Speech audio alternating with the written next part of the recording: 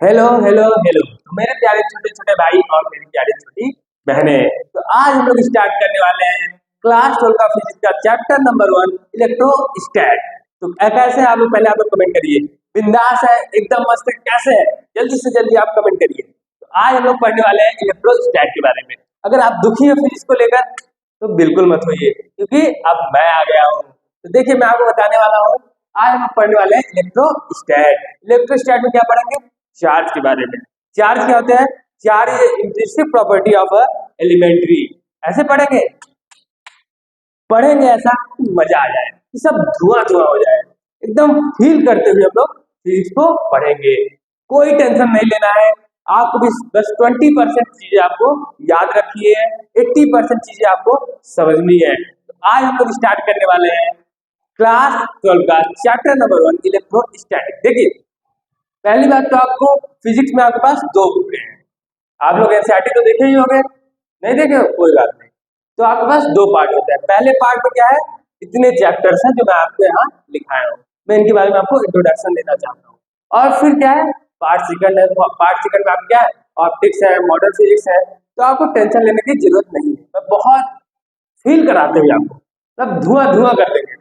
ऐसा धुआं करेंगे कि फ्यूचर ही नहीं देंगे। ठीक है, चलिए अब हमने टॉपिक्स पे आते हैं।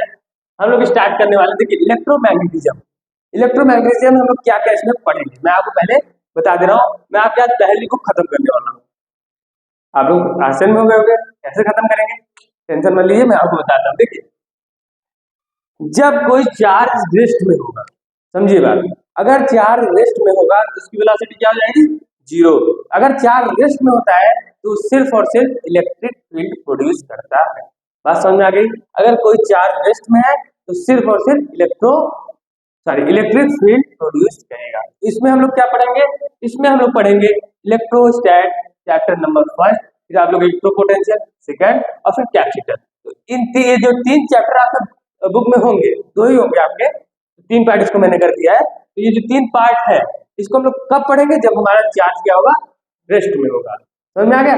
अब जब इस ससुरा चार्ज चलेगा, बात समझिए, अभी तक तो रेस्ट में था तो हमको तीन चैप्टर पढ़वा दिया। अब जैसे ही चलेगा हमको क्या करेगा?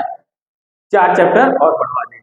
कौन कौन से पढ़वा देगा? देखिए, अगर चार कांस्टेंट वेलोसिटी से चलेगा, याद रखिए कांस्टेंट वेलोसिटी, जब वेलोसिटी कांस्टेंट होगी तब वो क्या प्रोड्यूस करता है? तब वो प्रोड्यूस करता है आपका इलेक्ट्रिक फील्ड और मैग्नेटिक फील्ड प्रोड्यूस करता है। बात समझिए, बना रही है?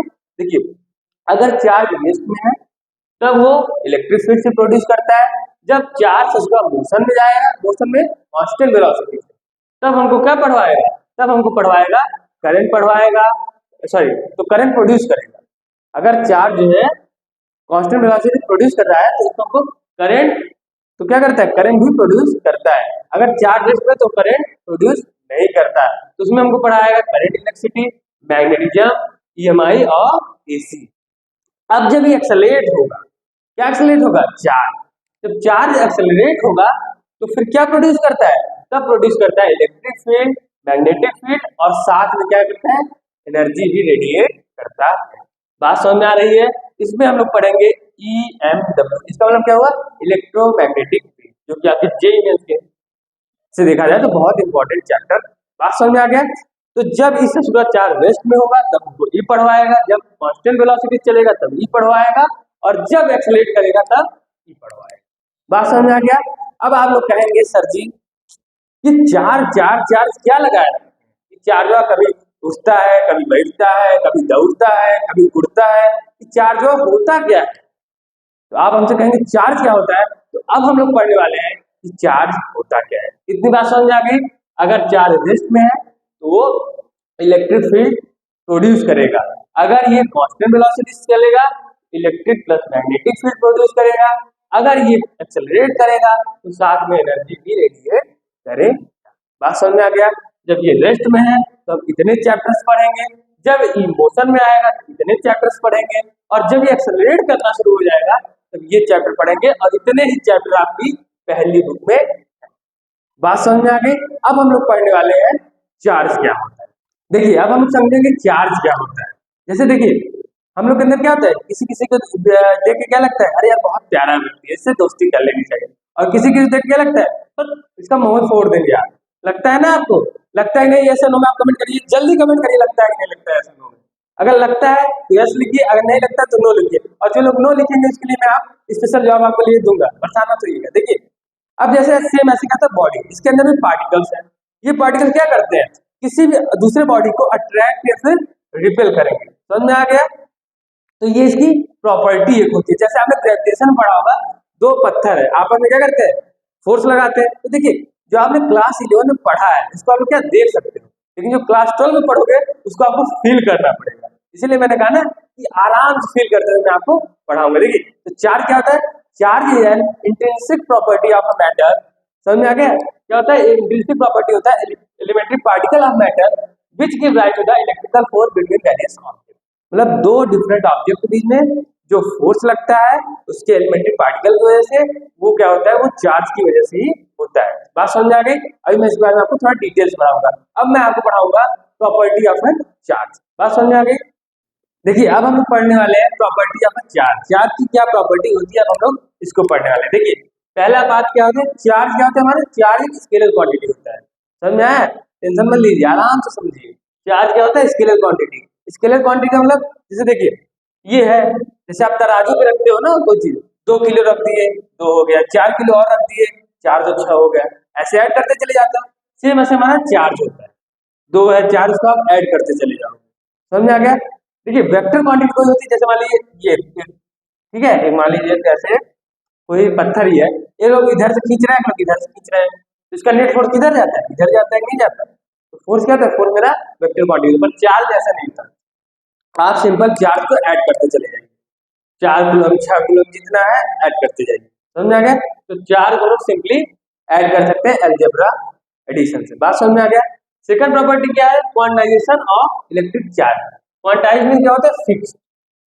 देखिए जैसे कोई भी अगर बॉडी है तो किस फॉर्म में एग्जिस्ट करती है, जैसे माना हमारा डस्टर है, तो ये क्या है, ये न्यूट्रल फॉर्म है, ठीक है, ये न्यूट्रल बॉडी है, न्यूट्रल बॉडी एग्जिस्ट कर रहा है। अब मान लेते हैं दूसरी बॉडी है, अगर हम लोग इन्हें इससे चार्ज क्या किया, ऐड कर दिया इस बॉडी में, तो ये क्या हो जाएगा, निगेटिव चार्ज बॉडी हो जाएगा।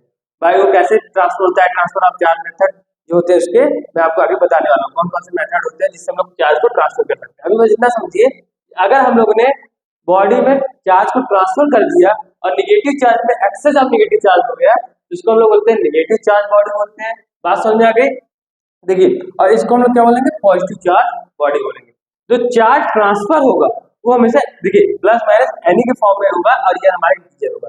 कहने का क्या मतलब है, देखिए कभी भी जो चार्ज ट्रांसफर होगा क्या होगा, -2 कूलम 3 कूलम 4 कूलम, वो कभी फ्रैक्शन में नहीं होगा, कैसे होगा, वो इंटीजर्स में होगा।